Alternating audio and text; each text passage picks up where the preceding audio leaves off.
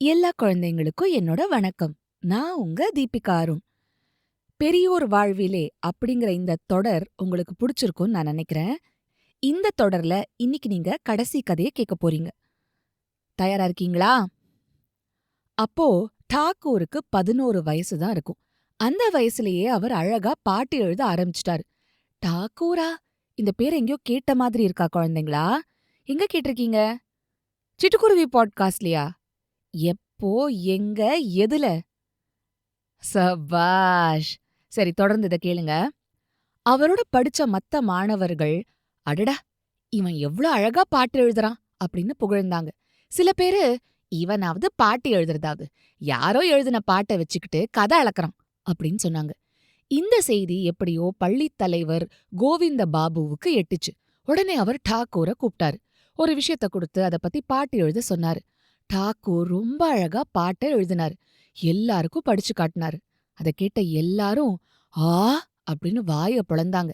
இந்த விஷயம் டாக்கூரோட அப்பாவோட காதுலயும் விழுந்தது. அவர் ரொம்ப பெருமைப்பட்டாரு.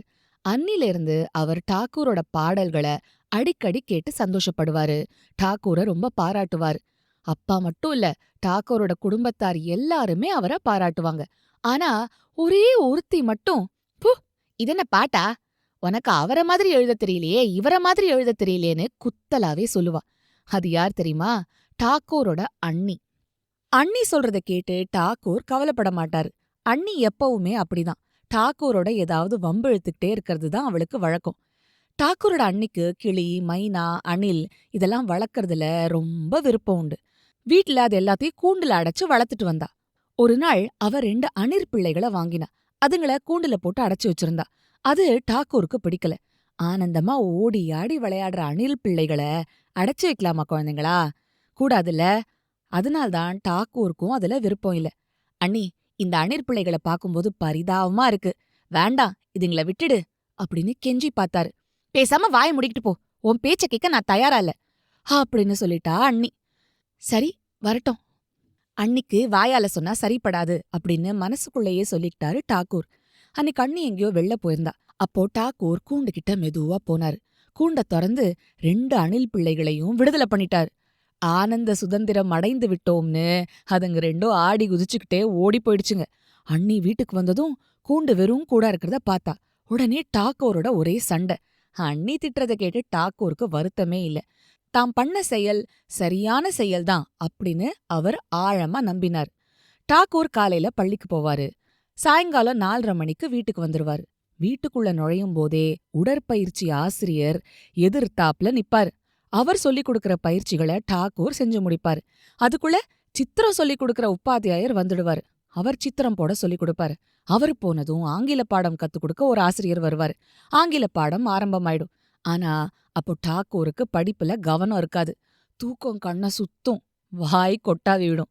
டாக்கூர் ஆங்கில பாடம் படிக்கும்போது சதீன்னு இன்னொரு பையனும் அவரோட படிச்சுட்டு வந்தான். அவன் தூங்க மாட்டான். தூக்கம் வந்தாலும் கண்ணுல கொஞ்சம் மூக்குப்பொடிய போட்டுப்பான். ஆனா டாக்கூர் அப்படியெல்லாம் பண்ண மாட்டாரு. பேசாம அங்கேயே படுத்து தூங்கிடுவாரு. ஓயாம ஒழியாம பாடம் சொல்லி கொடுத்து வந்ததுனால டாக்கூருக்கு படிப்புல மனம் போகவே இல்ல. அதனாலதான் அந்த காலத்துல பள்ளி படிப்புனாலே டாக்கூருக்கு பாகற்காயா தோணுச்சு. டாக்கூரோட அண்ணாவுக்கு குதிரை சவாரி செய்யறதுல ரொம்ப பிரியம். அவரோட மனைவிக்கும் குதிரை சவாரி செய்ய தெரியும். அண்ணி குதிரை மேல ஏறி போறத பாக்கும்போதெல்லாம் அண்ணி கூட குதிரை சவாரி பண்ண கத்துக்கிட்டாங்க. நாம எப்ப கத்துப்போம் அப்படின்னு நினைப்பாரு டாக்கூர். ஒரு நாள் அண்ணா கிட்ட தன்னோட ஆசைய சொன்னாரு. உடனே அண்ணா டாக்கூருக்கு ஒரு குதிரை வாங்கி கொடுத்துட்டாரு.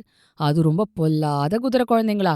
அது டாக்கூரை சுமந்துட்டு போகும்போது வேண்டாத குறும்பெல்லாம் பண்ணும். எத்தனையோ தடவை டாக்கூரை கீழே தள்ள கூட பாத்திருக்கு. ஆனாலும் டாக்கூர் இப்படியும் அப்படியுமா நழுவுவாரே தவிர கீழே விழுந்துட மாட்டாரு. குதிரையோட கழுத்த கெட்டியா பிடிச்சுப்பாரு. ஆனா அந்த குதிரையோட முரட்டுத்தனம் ரொம்ப நாள் நீடிக்கல. எப்படியோ டாக்கூர் அதை வசப்படுத்திட்டாரு. ஒரு நாள் டாக்கூர் ஒரு பெரிய குதிரை மேல ஏறி ஊரை சுத்தி வந்தாரு. அப்போ அந்த குதிரை, இந்த சின்ன பையன் என்ன அடக்கறதாவது அப்படின்னு நினைச்சுதோ என்னவோ, திடீர்னு வீட்டை நோக்கி ஓட ஆரம்பிச்சிருச்சு. ஒரே தாவுல வீட்டுக்குள்ள ஓடி அங்க இருக்கிற முற்றத்துல போய் நின்னுடுச்சு. நல்ல வேளை, வீட்டோட முகடு டாக்கூரோட தலைய பதம் பார்க்காம விட்டுடுச்சு. அன்னிலிருந்து டாக்கூர் அந்த குதிரை கிட்டயே போறது கிடையாது. ஒரு நாள் தோட்டக்காரன் அழகான பூக்களை பறிச்சுட்டு வந்தான். அத வீட்ல இருந்த கிண்ணங்கள்ல வச்சான். டாக்கூருக்கு அந்த பூக்களை பார்த்ததும் ஒரு ஆசை வந்தது. இந்த பூக்களை நல்லா பிழியணும். உடனே அதுல இருந்து சாறு வரும். அந்த சாற்றுல நம்மளோட கட்ட பேனாவை தேய்ச்சு அழகா பாட்டு எழுதணும் அப்படின்னு நினைச்சாரு. நினைச்சது மாதிரியே பண்ண முயற்சி பண்ணாரு. சில பூக்கள் எடுத்து கசக்கினாரு.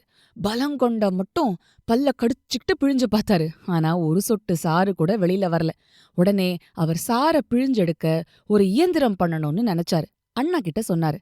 அண்ணா அது ஒரு வீண் ஆசைன்னு நினைச்சாரு.